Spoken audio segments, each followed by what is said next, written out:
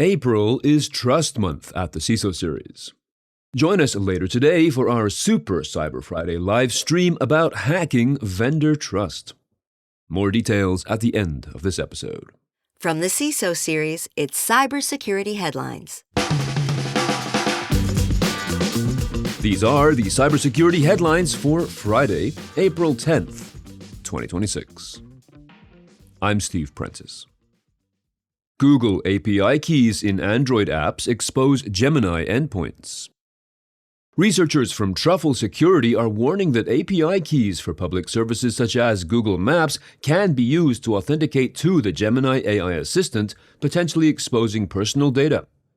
This announcement was based on the researchers scanning millions of websites and finding nearly 3,000 Google API keys that, quote, now also authenticate to Gemini, even though they were never intended for it, end quote. This could allow an attacker to access uploaded files, cached data, and to charge LLM usage to your account, they said. Additional research from mobile security firm Quokka led to the discovery of over 35,000 unique keys across 250,000 Android applications. Also, CloudSec says it discovered 32 Google API keys hard-coded in 22 popular Android apps that provide unauthorized access to Gemini AI. Acrobat Reader zeroday flaw exploited since December. According to Bleeping Computer, quote, the attacks were discovered by security researcher Haifei Li, the founder of the sandbox-based exploit detection platform EXPMON, who warned on Tuesday that the attackers are using what he described as a highly sophisticated fingerprinting-style PDF exploit to target an undisclosed Adobe Reader security flaw. Li added that Adobe users have been targeted for at least 4 months, with data being stolen from compromised systems using privileged APIs and deploying additional exploits.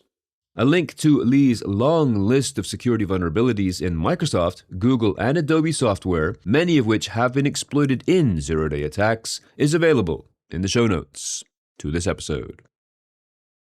Microsoft developer chief Julia Lewen departs. Lewen will resign as president of Microsoft's developer division at the end of June, though she will continue in an advisory role. She has been part of Microsoft's core AI division, introduced by CEO Satya Nadella in January 2025. She also assumed responsibility for GitHub in August 2025, at which time GitHub became part of core AI.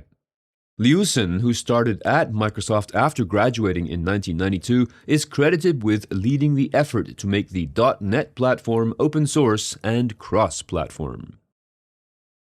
Cryptocurrency ATM company Bitcoin Depot reports cyberattack. This March 23rd attack resulted in a threat actor gaining control of credentials associated with the company's digital asset settlement accounts, leading to the theft of almost 51 Bitcoin from company-controlled wallets. This had a value of about $3.665 million as of the date of the report. Bitcoin Depot believes that the incident was contained to the company's corporate environment and did not affect the company's customer platforms, divisions, system, data, or environments. Bitcoin Depot is the largest cryptocurrency ATM company in the U.S. Huge thanks to our sponsor, Vanta. Risk and regulation ramping up, and customers expect proof of security just to do business. Vanta's automation brings compliance, risk, and customer trust together on one AI-powered platform. So whether you're prepping for a SOC 2 or running an enterprise GRC program, Vanta keeps you secure and keeps your deals moving. Learn more at vanta.com/CISO, that is VANTA.com/CISO. Breach exposes sensitive LAPD files stored in city attorney system. The Los Angeles Police Department made an announcement on Tuesday stating that hackers had, quote, gained access to a Los Angeles City Attorney's Office digital storage system containing sensitive police documents, end quote. These documents had been turned over in discovery from previously resolved or settled LAPD civil litigation cases. The hackers did not breach any LAPD systems or networks, according to the press release.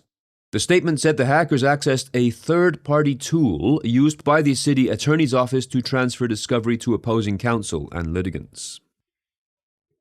Minnesota governor calls in National Guard after cyberattack.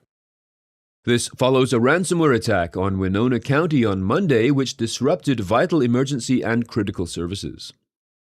Minnesota Governor Tim Walz issued an executive order on Tuesday saying, quote, "Unfortunately, the scale and complexity of this incident has exceeded both internal and commercial response capabilities," end quote. A specialized cybersecurity and recovery team from the Minnesota National Guard is now in the county, supporting the investigation and restoration efforts. There has been no confirmation as to whether this attack is related to the one that the county suffered in January. Intent redirection vulnerability in third-party SDK exposes Android wallets. Microsoft is warning of a, quote, "severe intent redirection vulnerability in a widely used third-party Android SDK called Engage SDK," end quote. Discovered during routine research, this flaw allows apps on the same device to bypass Android Security Sandbox and gain unauthorized access to private data. With over 30 million installations of third-party crypto wallet applications alone, PII, user credentials, and financial data were exposed to risk, the company said. The security blog adds that, quote, "because Android apps frequently depend on external libraries, insecure integrations can introduce attack surfaces into otherwise secure applications," end quote. New Chaos variant targets misconfigured cloud deployments.